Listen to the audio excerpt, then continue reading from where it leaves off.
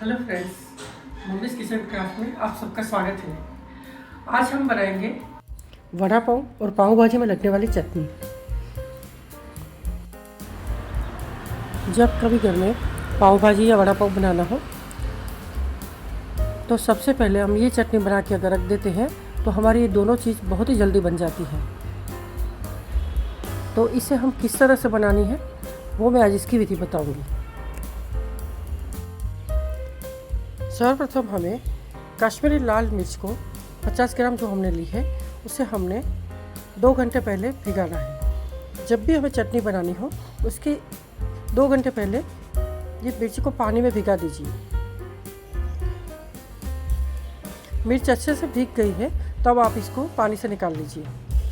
कटोरी लाल मिर्च, कश्मीरी लाल मिर्च को भिगाई हुई ली है और 1 कटोरी हमने लहसुन लिया है। 1 से 1.5 चम्मच हमने जीरा, साबुत जीरा लिया है और 1 से 1.5 चम्मच हमने साबुत धनिया लिया है। उसको भी हमें इसी मिर्ची के पानी में भिगा देंगे। अभी हमारे सारे मसाले भीग गए हैं तो हम लहसुन, धनिया, जीरा और साथ में लाल मिर्च, कश्मीरी लाल मिर्च को भी हम मिला देंगे और मिक्सी के जार में लेके पीस लेंगे।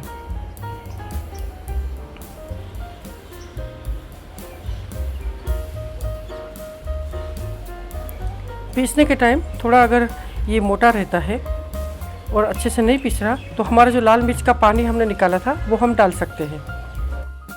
अभी हमारी चटनी एकदम बढ़िया से पीस गई है, लेकिन हमने इसको ज़्यादा बारीक नहीं की है, वो मीडियम रखा है। अभी हम तड़का रखेंगे।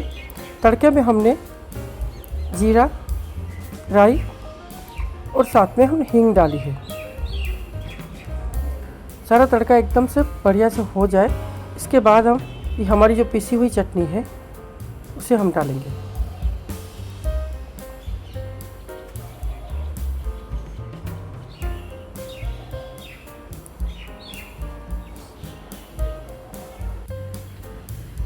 अभी हमारी चटनी को तेल के अंदर हमें बराबर से सेकना है। इसमें बिल्कुल ही पानी ना रहे उतना सेकना है। जब तक वो मसाला कढ़ाई छोड़ देगी तब तक उसे सेकना है। कम से कम 2 मिनट लगेगी। साथ में अभी हमने 1 से 1.5 चम्मच इसमें नमक डाला है। नमक प्रिजर्वेटिव का भी काम करता है और टेस्ट देने का भी काम करता है, तो इसलिए हम भी नमक डाला है। अभी थोड़ी देर और लग रही है क्योंकि अभी हमारी कढ़ाई को चटनी ने छोड़ा नहीं है। साथ में हमने नींबू भी डाल देना है। कम से कम 1 नींबू इतनी चटनी में जाएगा क्योंकि सारा बैलेंस हो जाता है टेस्ट, क्योंकि इसमें खट्टापन, तीखापन, सारी चीज़ें इसके अंदर बैलेंस होने के लिए हमने नींबू भी डालना है। नींबू भी प्रिजर्वेटिव का भी काम करता है और लंबे समय को चटनी को ख़राब नहीं करता और टेस्ट को भी इम्प्रूव करता है। अभी हमारी चटनी रेडी है, हम इसे निकाल लेंगे। इस चटनी को आप बाजरे की रोटी, मक्का की रोटी, किसी भी तरह की रोटी के साथ इसको आप खा सकते हैं। ब्रेड के ऊपर भी लगा के आप खा सकते हैं। बहुत ही टेस्टी लगती है। एक बार ये चटनी बना के ज़रूर देखना